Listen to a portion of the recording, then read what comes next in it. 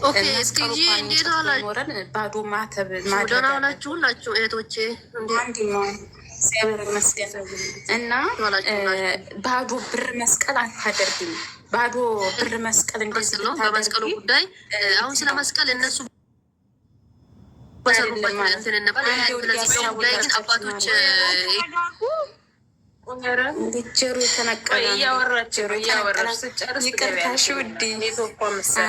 እና እኔ በነገራችን ላይ ትጂን ጥያቄ ሳቀርብልሽ ጠለቅ ብዬ የማውቀው ታሪክ የለም። ማናት እውቀት የለም። ብላዘሬ እንትን ነው ዳቆን ነው።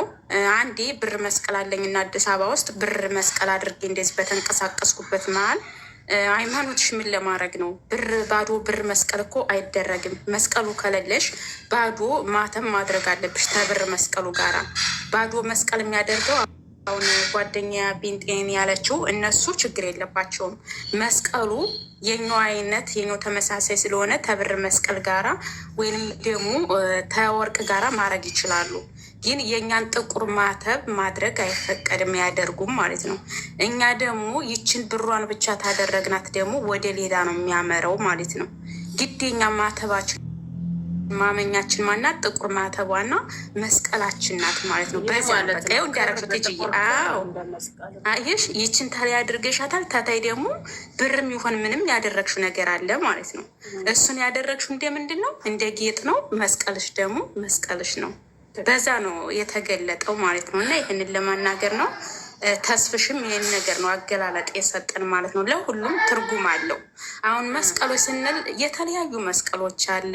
አሁን የቤተ ክርስቲያን የጉልላት መስቀል አለ፣ ቄሶች የሚያሳልሙበት መስቀል አለ። አሁን መስቀል ስንል ዝም ብሎ መስቀል አለንም እና ብዙ ጠለቅ ብለን ስናውቀው ስለ መስቀል አይነት ብዙ ነገር መስቀል አለ።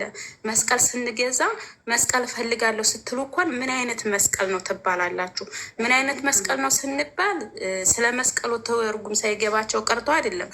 መስቀላችንን እያንቋሸሹ አይደለም። ግን እኛ የምንፈልገው መስቀል ምን አይነት ነው ነው። አሁን ቄሶች ገብተው የሚገዙት መስቀል የተለየ ነው። እኛ ደግሞ እንደዚህ ሞርማን አንገታችን ላይ የምናደርገው መስቀል ነው። ሞርማን ስላችሁ ደግሞ የቄሶች መስቀል አለ፣ የራሳችን መስቀል አለ። ለዛ ነው ለማለት ነው። እና ያጠፉት ነገር ካለ ይቅርታ አድርጉልኝ ማለት ነው። እኔ እውቀቱም የለኝም ለዚህ። ኦኬ እዛ ላይ ደግሞ አሁን ኮመንት ላይ እሱ እኮ ጴንጤ ናቸው ላሉት ለኮመንቷ ካለሽ መልስልሻለሁ። ጴንጤ ማለት በክርስቶስ የሚያምን በቀራኔው መስቀል ላይ የዋለለትን ጌታ የሚያምን እንጂ በድግምት በደብተራ የሚያምን አይደለም። አንዱ አመጥቶ እዚህ ጋር ስለሰራው ጴንጤ በሙሉ ናቸው ተብሎ አይወክልም። እኔ አይወክለኝም። ችግራችን የማያግባባን እኮ ይሄ ነው። እኔ ክርስቲያን ነኝ፣ መስቀል አንገቴ ላይ አድርጌያለሁኝ። ግን ብዙ መስቀል ክርስቲያን መስለው አስመሳዮች አሉ። በየእምነቱ ክርስቲያን መስለው ጴንጤ መስለው ሙስሊም መስለው አስመሳዮች አሉ። እነሱ እምነቱን አይወክሉም። ኧረ ቲጂ ፈቀድልን ወይስ ምንድን ነው?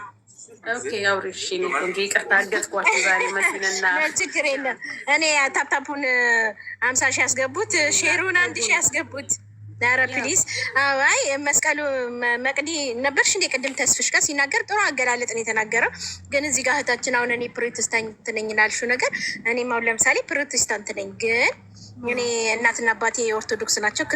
ክርስትና አስነስተውኛል ማለት ከጊዜ በኋላ ነው እኔ ፕሮቴስታንት የወኩት። እና አሁን እንደ ቲጂ አይነት አያቴ ነፍሷን ይማርና ክርስትና ስነሳ ያሰረችልኝ አለ ማህተብ። ክርስትና ስትነሽ የሚታሰርልሽ የለም ያ አለ። ከሀገሬ ሳልወጣ የዛሬ 20 አመት እንደ ቲጂ አይነት እንትን መስቀል አያቴ ስጦታ ሲወጣ ከሀገሬ ማህተቤ እንዳለ ነው ክርስትና የተነሳውበት። ግን በክርስትና በተነሳውበት ላይ ደግሞ እንደዚህ የእንጨቱ መስቀል ሰታኝ ስጦታ ሰታኝ ወጣው ከሀገሬ ስወጣ። እኔስ ከሞተች እሷ በወጣው በስንት ወሪያቱ ልዩነት ነው የሞተችው አያቴ።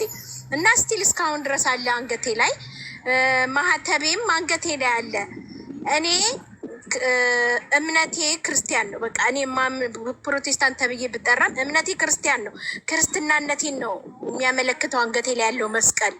ምንም ይሁን ምንም። ግን አሁን ፕሮቴስታንቶች የሚያደርጉት መስቀል፣ ወርቅ መስቀል እና ብር መስቀል ዝም ብሎ ያደርጋሉ። ኦርቶዶክስ ግን የሚያደርገው መስቀል እንደ ቲጂ አይነት ማህተብ ያለው መስቀል እንኳን ቢገዙ የወርቅም ሆነ የብር መስቀል ሲገዙ ማህተብ ያደርጉበታል። ጥቁሯን ክር ማለት ነው።